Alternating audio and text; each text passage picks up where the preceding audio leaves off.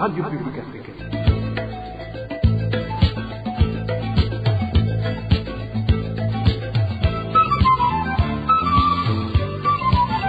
Radio Publique Africaine.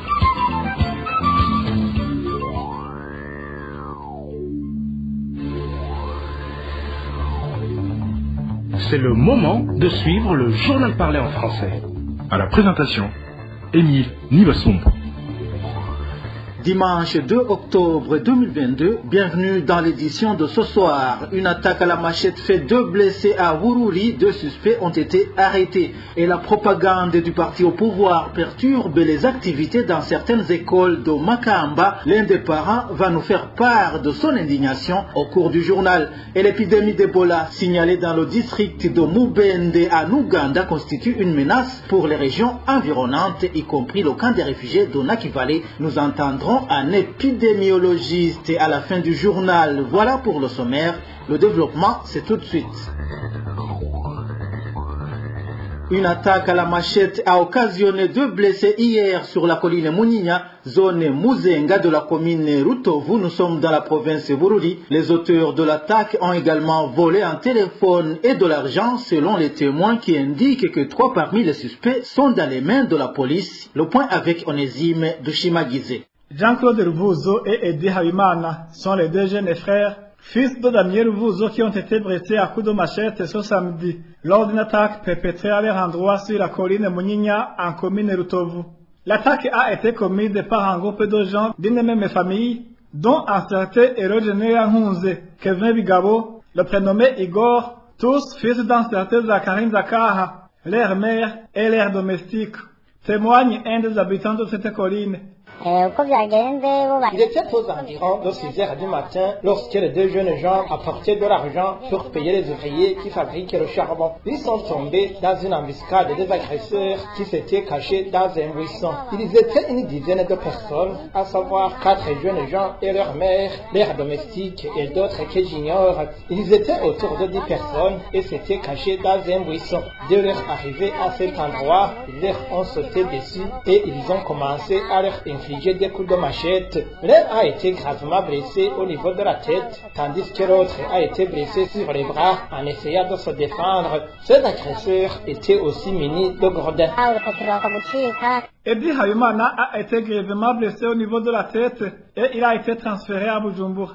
La famille des victimes indique qu'elle ne sait pas pourquoi les leurs ont failli être tués, parce qu'il n'y a pas de conflit ouvert avec la famille des agresseurs, à part qu'il y a un litige foncier entre cette famille et l'oncle des agresseurs, le colonel Joseph Hajayand.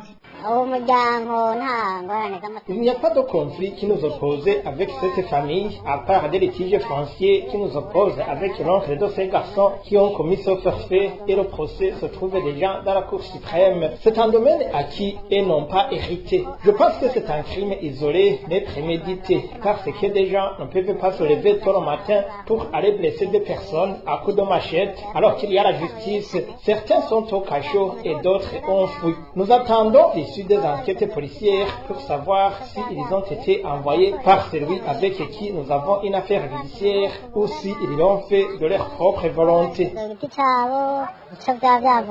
Mis à part la violence physique, les agressés ont été également victimes de vols d'un téléphone Android et d'une somme de 500 000 francs burundais qu'ils allaient payer les fabricants de charbon de bois. La famille de Ruvuzo Damier s'inquiète du fait que certains individus qui faisaient partie de ce groupe ont été libérés.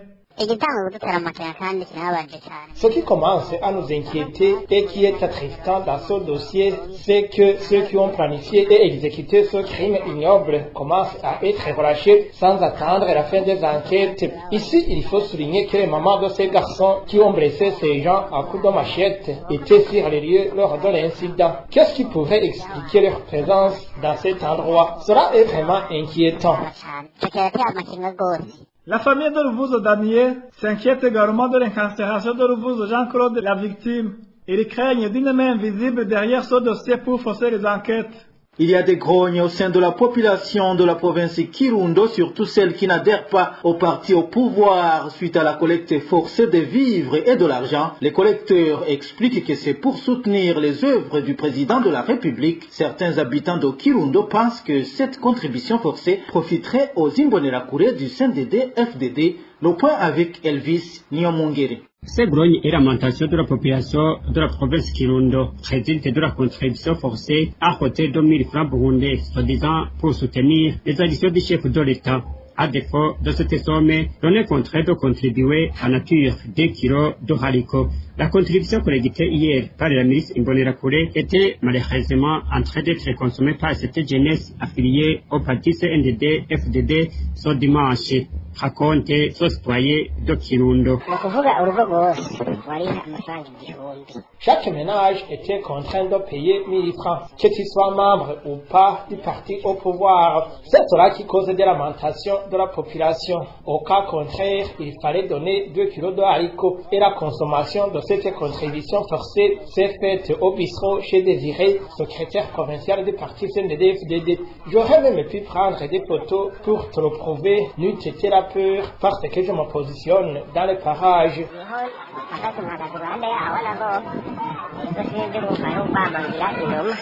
Le plus frustrant chez la population de Kirundo est que les récoltes en haricots épargnés à la maison a été consommée dans un bistrot alors qu'il y en a, même ceux qui n'adhèrent pas à ce parti au pouvoir. Nous avons effectué aujourd'hui une marche pour soutenir les œuvres du président de la République.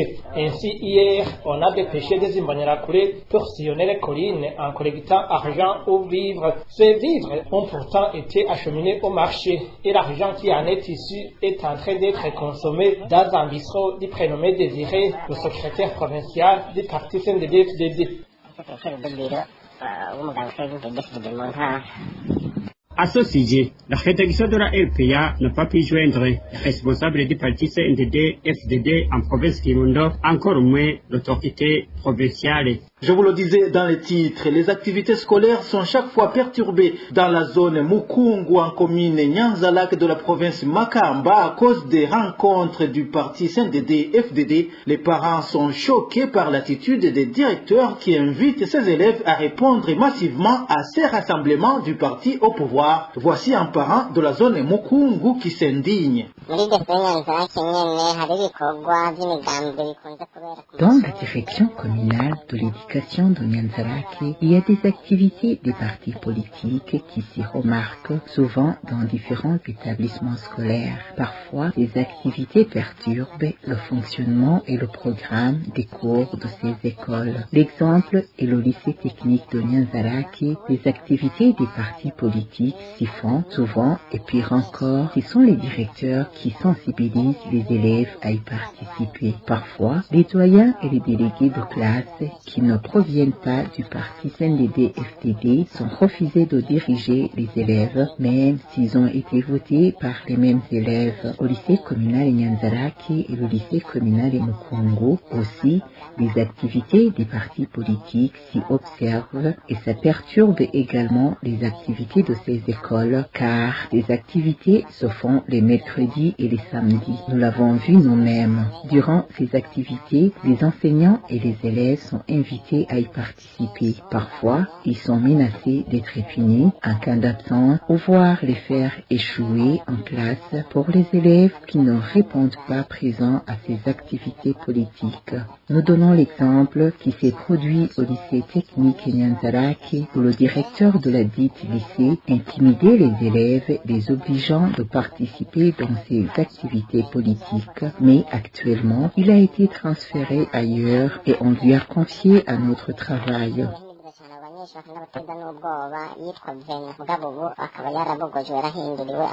Restons dans le secteur de l'éducation. Au moins 1000 enseignants ont été recrutés cette année au niveau national pour essayer de trouver la solution au problème de manque de personnel. L'annonce a été faite avant-hier par le porte-parole du ministère de l'Éducation nationale et de la recherche scientifique au cours d'une conférence publique animée par les porte-paroles de différentes institutions étatiques. Liboire Vigirimana a également dit que 700 salles de classe étaient en cours de construction.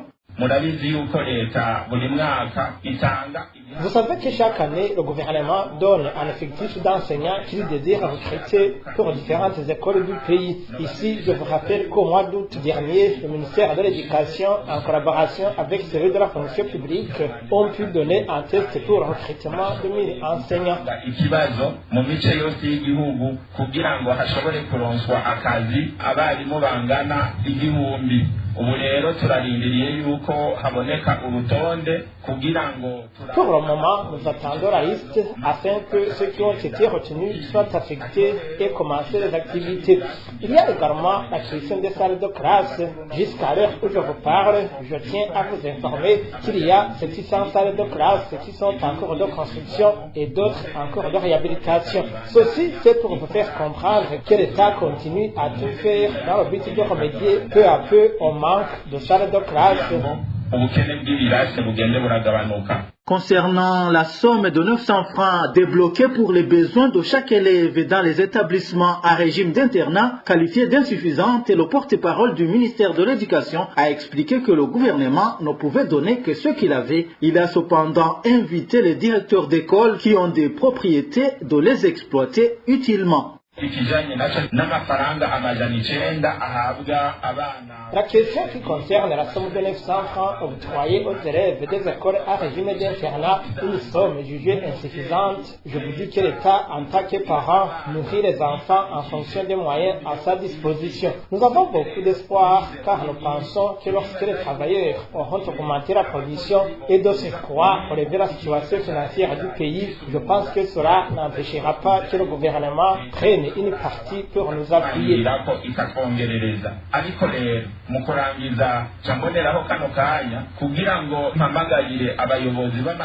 Toutefois, avant de terminer mon propos, je profite de cette occasion pour lancer un appel aux directeurs d'école à régime d'internat en possession de terres cultivables qu'il faut les exploiter et pratiquer de l'élevage pour que les revenus puissent appuyer cette somme de 900 francs octroyée par le gouvernement afin de nourrir l'enfant du pays. Voilà, c'est Liboire Vigirimana, le porte-parole du ministère de l'Éducation nationale et de la recherche scientifique. Dans un instant, nous abordons la page justice. Ceux qui ont déposé des plaintes à la Cour de justice de la communauté est-africaine contre le troisième mandat ne l'ont pas fait contre la personne de Nkurunziza, mais plutôt contre le Burundi pour les violations de la loi par ses institutions pour Don Deya. L'avocat de la partie plaignante dans cette affaire, même si le troisième mandat illégal a expiré et le président concerné est mort, cela ne signifie pas que le jugement rendu est sans effet. S'exprimant dans l'émission Ijamboni Gwawe de ce samedi, Don Deya a indiqué que le jugement rendu par la Cour de justice de l'EAC est une victoire pour les victimes de son mandat, les victimes qui pourraient également réclamer des dédommagements. Je vous propose de l'écouter. We were very clear, the citizens that we were representing. C'est important pour ceux qui nous écoutent de savoir que le peuple de la communauté de l'Afrique de l'Est que nous avons représenté dans cette affaire à cette époque, c'était le Burundi, la Tanzanie, le Rwanda, le Kenya et l'Ouganda qui voulaient montrer que le troisième mandat était anticonstitutionnel. En plus, cette décision de la Cour ne prend pas en compte le temps mis pour y parvenir, mais l'objectif qui y avait de montrer que le troisième mandat viole la loi. De plus, cette décision ne peut pas être caduque parce que le mandat en question est terminé ou parce que le président de la République, Pierre Nkurunziza, est mort. Cette décision montre plutôt la constitution qui devrait régir le Burundi depuis l'année 2015. Cette décision de la Cour de l'Afrique de l'Est est de conséquence sur les décisions que le gouvernement de Pierre Nkurunziza a prises progressivement et sur le mandat en soi. De toutes ces décisions, les conclusions de la Cour montrent que ces décisions étaient contraires à la loi, surtout que même Pierre Nkurunziza, lui aussi, a gouverné depuis 2015 en violation de la loi.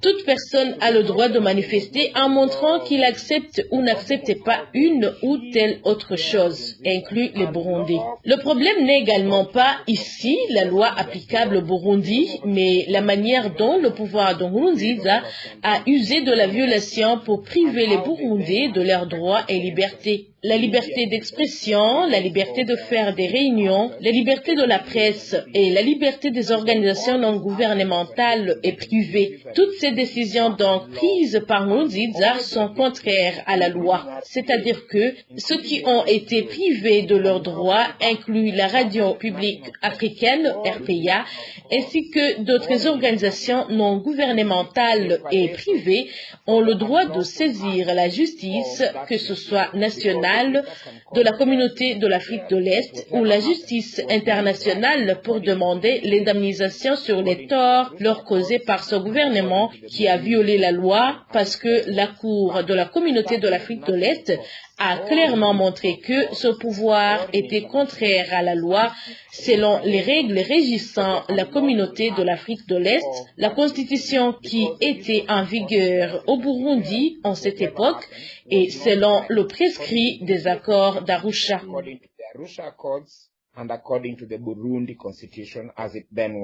S'agissant de la crise politique consécutive à son mandat illégal, Maître Dondéa conseille aux politiciens de saisir les chefs d'État des pays membres de l'EAC pour qu'ils contribuent dans la mise en application de la décision. I do not think that there's much left to do legally in that. Je ne pense pas qu'il reste beaucoup à faire juridiquement dans ce sens, mais il y a beaucoup à faire politiquement à l'heure de la construction d'un système fort pour l'état de droit au Burundi. Je pense donc qu'il est important pour les politiciens et les partis politiques burundais de porter le texte intégral de cette décision devant les deux chambres du Parlement afin qu'elle puisse être discutée et qu'elle puisse être mise en œuvre et que les principes d'obéissance à la Constitution puissent être ancrés dans la culture burundaise afin que la prochaine fois que quelqu'un veuille contourner la Constitution, le peuple burundais puisse se rappeler que non, nous devons respecter les principes constitutionnels et la Cour de justice de l'Afrique de l'Est nous a rappelé à toute l'importance de respecter les principes constitutionnels. Je pense donc qu'il est très important que cette question soit portée devant les deux chambres du Parlement et qu'elle soit également discutée par les Burundais dans leur diversité afin que nous posions les principes de ne plus jamais violer la Constitution. Je pense que, surtout sur les questions de paix et de sécurité, le traité de la communauté de l'Afrique de l'Est est très clair, mais ce sont des défis constants à la paix et à la sécurité, même si leur constitution remet en question en permanence par hasard la démocratie, la bonne gouvernance et des droits de l'homme qu'il convient de signaler au sommet de la communauté de l'Afrique de l'Est, qui devrait alors prendre des mesures et l'action pourrait inclure beaucoup de choses, y compris des sanctions et la suspension de l'État de la communauté est-africaine. Il est important que le peuple burundais sache que si les choses ne se révèlent pas comme ils étaient supposés être, qu'ils ont le droit d'invoquer et d'engager le sommet de la communauté de l'Afrique de l'Est. Et vous vous souvenez, en 2015, la communauté est-africaine a tenu de sommet à Dar es Salaam immédiatement après la décision de la Cour constitutionnelle. Et de ce sommet, la communauté a promis au peuple burundais qu'elle sera solidaire avec lui dans sa quête de démocratie et de bonne gouvernance. Alors, quand c'est nécessaire, nous devrions leur rappeler cette promesse que le sommet a faite. We should remind them of this promise that the summit made. Parlons économie à présent. La situation économique du Burundi reste résiliente, indique la délégation du Fonds monétaire international récemment en visite dans le pays. Dans une déclaration publiée ce 1er octobre, le FMI trouve qu'il s'observe encore des lacunes pour faire face aux pénuries persistantes des produits pétroliers et à la hausse des prix des denrées alimentaires afin d'apaiser la misère de la population. Toutefois, d'autres voies et moyens pourraient être envisageables par Gitega, signale le FMI, le point avec Marie-Ange Irakoze. L'économie du Burundi reste résiliente bien que confrontée aux défis générés par la guerre en Ukraine. Les pressions inflationnistes restent élevées suite à la montée des prix des produits alimentaires et énergétiques. Ainsi aborde le FMI sa déclaration publiée ce 1er octobre 2022. Le déficit du compte courant est projeté se creuser en 2022, principalement en raison de la hausse de la facture et des importations du carburant et des biens de consommation et d'équipement. Une équipe du Fonds monétaire international FMI en sigle, dirigée par Madame Mam Astou Diouf, chef de mission pour le Burundi, s'est rendue au Burundi du 26 au 30 septembre 2022 pour discuter des récentes évolutions de la situation macroéconomique et des dernières mesures de politique macroéconomique prises, ainsi que pour s'entretenir avec les nouveaux dirigeants du ministère des Finances, du budget de la planification économique et ceux de la Banque centrale BRB. Au terme de la mission, Madame Diouf a fait la déclaration suivante. Les services du FMI ont mené des échanges fructueux avec les autorités sur l'évolution de la situation macroéconomique, les actions récemment menées et les principales priorités en matière de politique macroéconomique, notamment les avenues pour faire face aux pénuries persistantes de produits pétroliers et à la hausse du prix des denrées alimentaires. À l'avenir, le Burundi devrait continuer de s'efforcer de trouver l'équilibre entre le besoin de financer ses dépenses sociales et de développement prioritaire et la nécessité de préserver la stabilité macroéconomique tout en s'attaquant aux facteurs de vulnérabilité liés à la dette et à la faiblesse de sa position extérieure.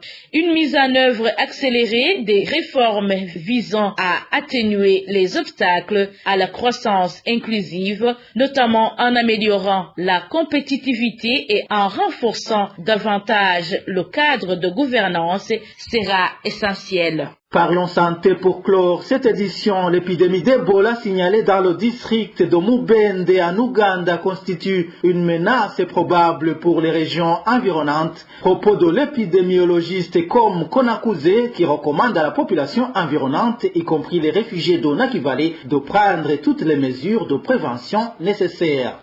Cette fièvre hémorragique à virus Ebola menace bien évidemment le camp des réfugiés burundais qui se trouvent en Ouganda, Nakivale, mais aussi, vous savez, c'est un cas de réfugiés qui a plusieurs personnes de nationalités différentes. Donc c'est une menace probable de cette épidémie qui est maintenant connue avec 6 souches déjà isolées et dont la souche qui sévit actuellement dans cette localité de Mubende, qui est une localité qui n'est pas très loin du site des réfugiés de Nakivale, mais aussi de la frontière avec le Rwanda. La fièvre hémorragique à virus Ebola se transmet essentiellement par le contact direct interhumain. Une simple salutation sur un sujet infecté ou bien un cadavre. Les rites funéraires, par exemple, peuvent être à l'origine de la transmission de cette maladie. C'est une maladie qui a des taux de létalité très élevés, qui varient entre 50 et 90%,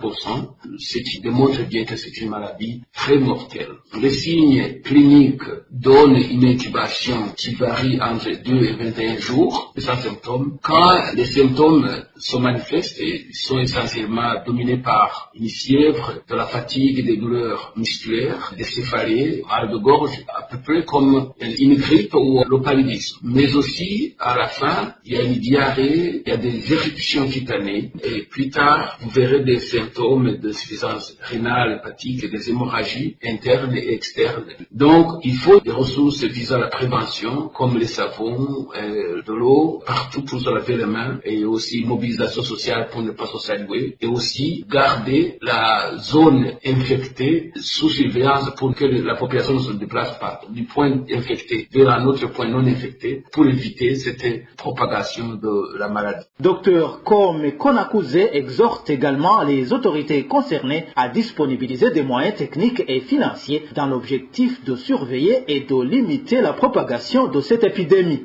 Les actions pour juguler cette épidémie sont la prise en charge des cas, des mesures de prévention, des mesures de surveillance et de la recherche des cas et des contacts. Il faut des services de laboratoire qui sont très performants. Tout cas suspect devrait être prélevé et analysé au laboratoire. Et il faut aussi des services d'inhumation sans risque pour les cas de décès avec du personnel formé et aussi des rites funéraires assez surveillés pour ne pas être l'origine de la propagation de cette pathologie. Donc, il faut une immobilisation des ressources, bien évidemment au niveau de l'État, au niveau du ministère de la Santé, de la communauté. Il faut aussi une assistance sociale, surtout dans ces camps de réfugiés, par exemple à Nakibal, parce que la population sera interdite à se déplacer du camp vers d'autres localités. Ceux qui faisaient des travaux en dehors des camps ou dans le camp peuvent être affectés et cela implique une assistance supplémentaire pour garder cette population